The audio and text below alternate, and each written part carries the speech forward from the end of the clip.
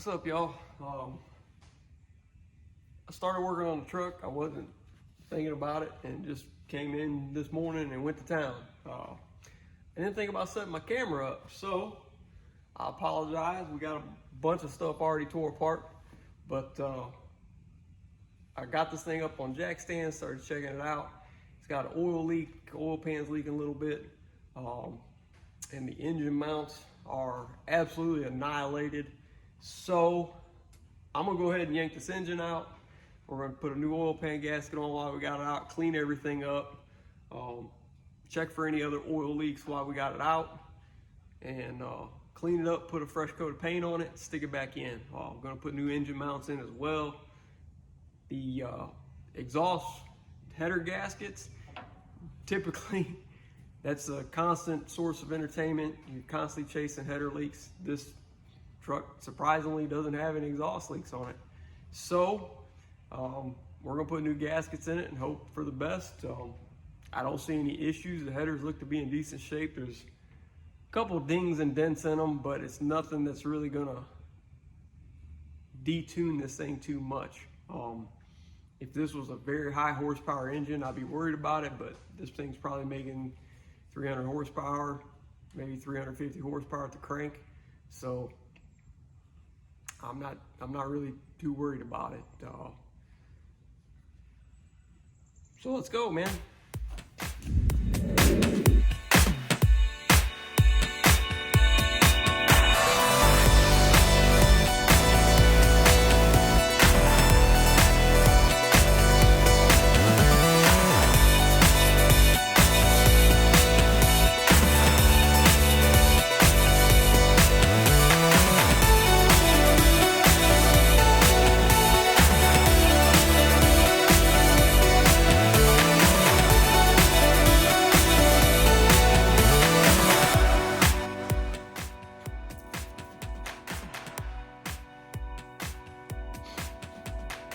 Buddy's gonna freak out once he realizes all the work I'm doing on this thing, because he's real concerned about keeping in his budget. But I'm really glad I decided to pull this engine out. There's a lot of things I'm seeing that were kind of thrown together. And I don't want them to have any issues. So, I don't want anyone to have any issues. Anything that comes into my place, I always like to make sure it's 100% when it leaves. But there's a lot of things that I'm seeing on this thing that just were kind of thrown together, and there's no better way to say it, but half-assed put together.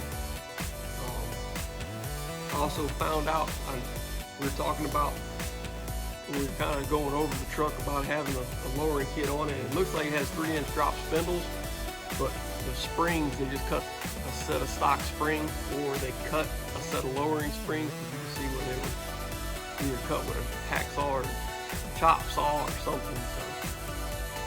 But that's okay, because my buddy ordered a lowering kit. It showed up just a few minutes ago today. So we're gonna put a set of 2-inch drop coils in the front. We're gonna put the stock spindles back on the front, and we're gonna do shackles and hangers in the rear, and get that all buttoned up. And matter of fact, the gears set and the bearing set for the rear end should be here in the next day or two, so we can get that buttoned up, put that back underneath here. But in the meantime, we're gonna continue getting this engine out of here. I also noticed whoever put these transmission lines on, they did a terrible job. They're rubbing against everything. They're not mounted solid to nothing. They're just kind of bent and thrown in there. So we're gonna go ahead and put some new trans lines in, make them so they're nice and they fit, and they're actually gonna not be a problem later on down the road. Again, it's gonna leave here, and I don't want anybody to say, well, Pete did that. No, I didn't do that. If I did it, it's going to be nice, it's going to be right, and that's what it's going to be. So we're going to take care of that.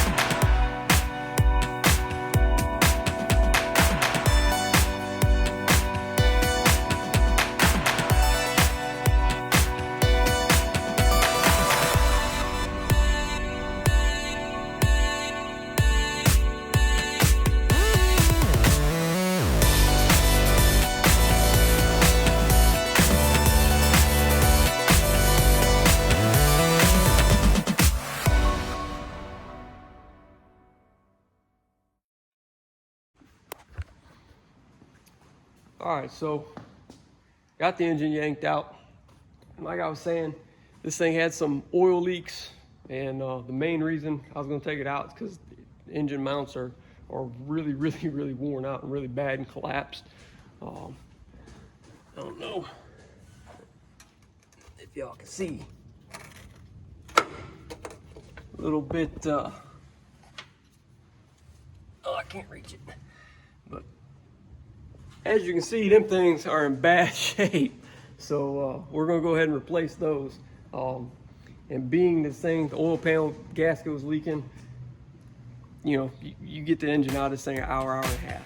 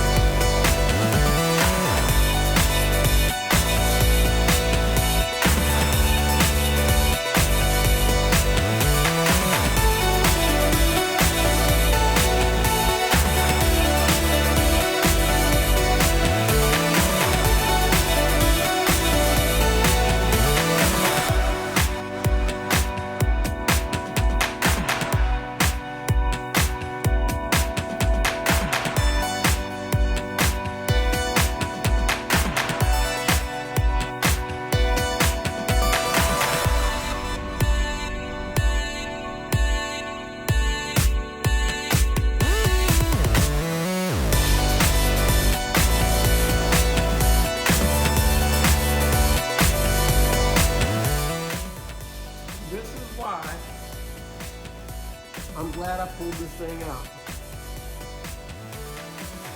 Look at that. I got 3 gaskets in here.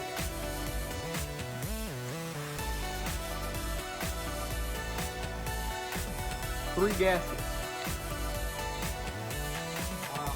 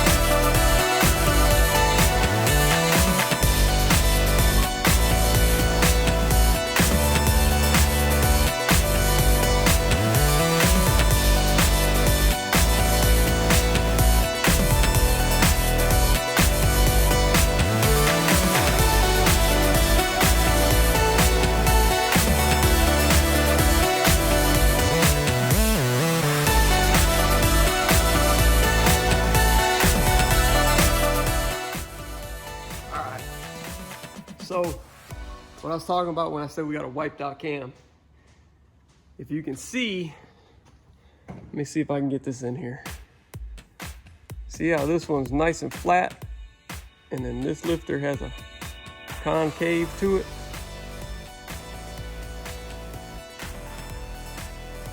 That lifter's wiped out, which means the cam lobe is wiped out.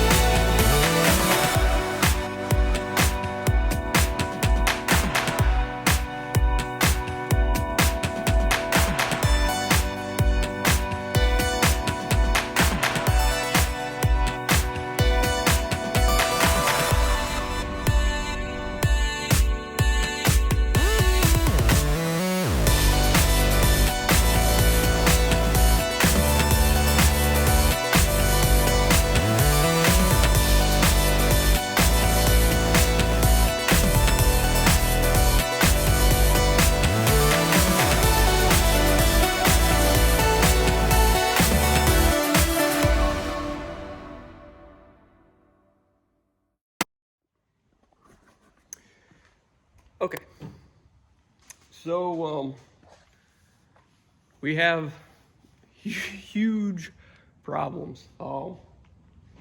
Now, this truck ran really good. It did not smoke. It did not make any noise other than a little bit of a lifter tick, which that wiped out cam could cause that, no problem. But I decided we're gonna pull the heads. I just want to be sure, after seeing what I saw underneath the oil pan. This engine has been rebuilt. It's 60 over 350, which means there is no more bore in this thing. So when something happens to this engine, that's it. So here we are with a huge problem. And what I mean when I say what I saw under the oil pan, the engine had been disassembled. They had stamped the rods 1, 2, 3, blah, blah, blah, through 8. Number 8 is on number 2 cylinder. Number 7 is on number 5 cylinder. Nothing's back where it came from. So basically they numbered them for no reason at all, because they just slapped them back in there. Also, when I was taking the heads off, half of the bolts weren't torqued properly. You guys saw me bust them off with the impact. I barely hit the trigger and they were already out. So I knew we were going to find some head gaskets issues. And I say gaskets because both sides. And there's definitely some obvious places in here where water had been getting in. But our biggest problem is this cylinder right here, along with this cylinder right here. Obviously the piston skirt is broken and the piston is all beat to pieces. And like I say, this truck ran fine. This truck did not smoke at all. It sat there and idled just fine. So what are we gonna do now?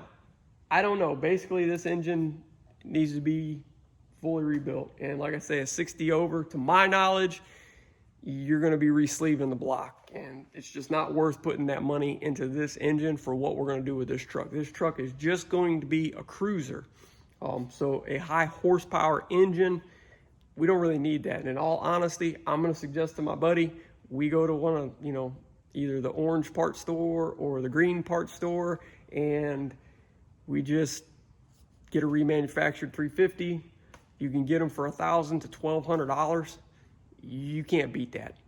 For something that you're just gonna drive and cruise, I mean, that'd be just fine. So, I hate giving people bad news, but I'm so glad I disassembled this engine and took a deeper look into it, because I would have felt terrible if we would have got the same back to them and a month or so later, a week or so later, it had been busted on the side of the road. So, like I say, I don't like doing things like that. I like when things leave my shop, they are 100%. I know they're not gonna come back with a headache. If they do, it's because of a parts failure, not because of something I did. So, and looking around, everything is an absolute mess right now. I take a lot of pride in my shop being clean, and this is just driving me crazy. I know it's a shop, you're gonna get dirt and oil and stuff on the floor, but I like to keep my stuff clean, and it is driving me crazy right now, y'all. So that's what's going on right now with the truck. Unfortunately, as far as the engine goes, we're gonna be on hold for that for a little while until we figure out what we're gonna do. I got the rockers and cab corners just showed up. I mean, just now, right before I turned the camera on. The suspension stuff showed up today, or I think yesterday maybe. So we can get all that stuff done. I can start getting all the body work done. It really doesn't matter about dust and stuff in the air, because this engine's junk. We don't even got to worry about covering this thing up. So that's what's going on. If you haven't already, subscribe to the channel, like the video, tell your mom, tell your dad, tell your friends. I'll talk with y'all later.